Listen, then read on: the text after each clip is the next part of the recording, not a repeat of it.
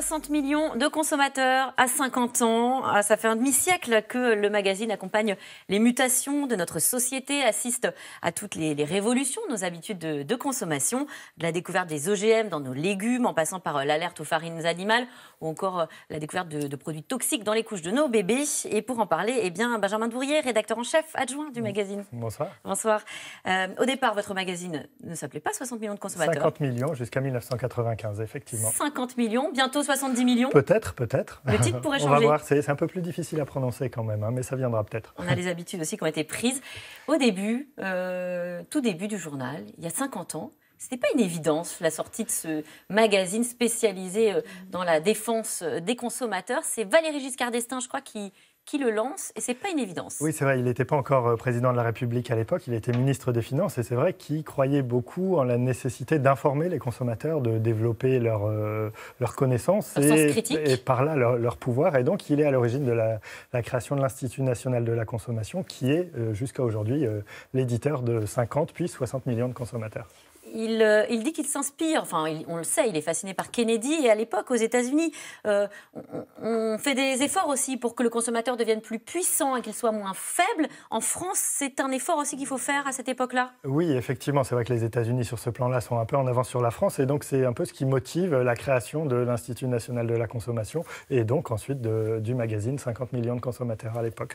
Je vois ce que vous avez apporté avec vous. Effectivement, c'est le premier, 2 francs il coûtait à l'époque. Donc, le premier 50 millions de consommateurs. Décembre 1970. Donc effectivement, c'est couverture d'époque. Un accueil assez sévère voilà, de la critique. On peut dire que le succès n'a pas été immédiat, parce que c'est vrai qu'il y avait des grandes ambitions. Finalement, en termes de tirage, de vente sur le plan commercial, c'était pas terrible. Les objectifs, c'était plusieurs centaines de milliers. Et on était plutôt à quelques dizaines à l'arrivée. Et puis même sur le contenu, que ce soit en interne ou à l'extérieur, il y a eu pas mal de critiques. C'est vrai que le ton était un peu institutionnel au début. Il n'y avait pas encore de vrais tests de produits à l'intérieur du magazine. Ça, c'est venu un peu après. Et c'est un peu ça ce qui a fait décoller le magazine au cours des années 70. Oui, parce qu'il y a quand même une analyse d'un sociologue, chercheur du CNRS, qui n'y va pas de main morte, puisqu'il dit l'impression de futilité lénifiante et de pseudo-information qui se dégage de la lecture et bien des ventes. La stratégie ensuite va bien changer et vous allez trouver votre ADN. Effectivement, avec les études juridiques, les essais comparatifs de produits. À l'époque, au tout début, on se posait la question quand on teste des produits, est-ce qu'il faut donner le nom, les marques des produits? Bien évidemment qu'il faut le faire, c'est ce qu'on a fait. Et c'est ça qui, effectivement, participe à l'aura un peu d'un titre comme 60 millions de consommateurs. C'était pas une évidence au début. À l'époque, c'était pas une évidence. Ouais. Les consommateurs, est-ce qu'ils ont évolué en 50 ans? Est-ce qu'ils sont plus ou moins exigeants? Alors, oui, moi je dirais qu'ils sont plus exigeants parce que c'est vrai que quand on achète des produits, quand on choisit des services, on ne se contente plus de regarder le meilleur rapport qualité-prix. Parfois, on se pose aussi la question de savoir comment un produit, par exemple, que je vais acheter, comment est-ce qu'il a été fabriqué? Est-ce qu'il a un impact sur l'environnement? Dans quelles conditions sociales il a pu être fait? Donc voilà, je pense qu'on se pose de plus en plus de questions en tant que consommateur, on est de plus en plus exigeant. Et les arnaques, elles ont évolué, elles aussi? Alors oui, il y en a énormément, que ce soit sur les tarifs, sur les pratiques commerciales trompeuses, elles sont sans cesse renouvelées, donc c'est vrai que ça, c'est un combat permanent. Il y en a toujours eu autant Il y en a eu après.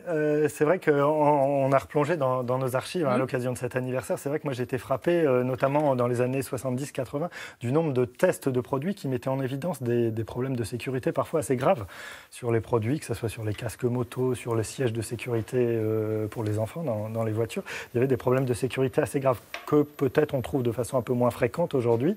Mais en revanche, il y a d'autres préoccupations qui sont apparues, comme par exemple les résidus toxiques dans les produits de consommation.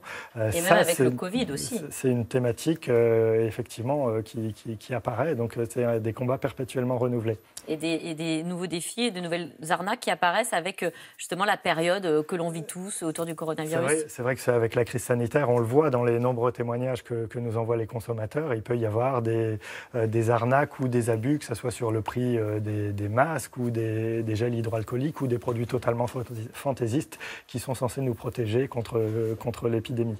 Si on refait un petit coup d'œil dans le rétro pour mesurer le chemin parcouru, Vous parliez des grandes batailles du magazine. Alors, au départ, sur plutôt les conditions de sécurité des objets. Et puis ensuite, effectivement, ça a glissé davantage sur le contenu, la manière dont sont composés les aliments ou les produits cosmétiques et j'en passe. Il y a un combat qui m'a marqué, c'est à la fin des années 80, on est en pleine épidémie du sida. Et là, vous pointez du doigt la qualité des préservatifs. Oui, c'est vrai qu'il y a des problèmes assez majeurs qui avaient été mis en évidence par notre essai à l'époque, avec des préservatifs qui étaient soit poreux, soit pas assez résistants. Donc c'est vrai qu'en pleine épidémie, ça faisait vraiment mauvais genre. Et ça a abouti, ces travaux, ça a aidé à créer de nouvelles normes, des normes plus sévères, et donc ça a poussé à l'amélioration des produits et des préservatifs. Donc. Et c'est la même chose sur le tabac, parce que vous êtes très présent aussi tout au long de l'industrie du tabac, jusque d'ailleurs aux cigarettes électroniques, en plus de 30 ans. Effectivement, même dans les premiers numéros, je crois que c'est en 1972, il y avait un premier dossier qui mettait en évidence que sur les teneurs en goudron, je crois à l'époque, les cigarettiers ne jouaient pas franc jeu, donc il n'y avait pas les informations données aux consommateurs n'étaient pas les bonnes.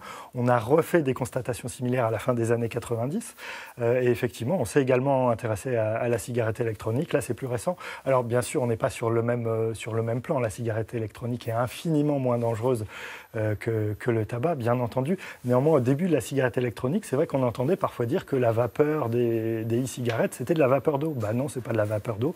Il y a quand même quelques composés un petit peu embêtants dedans. Et donc là aussi, nos travaux ont permis d'engager des travaux de normalisation avec les fabricants, les représentants des usagers.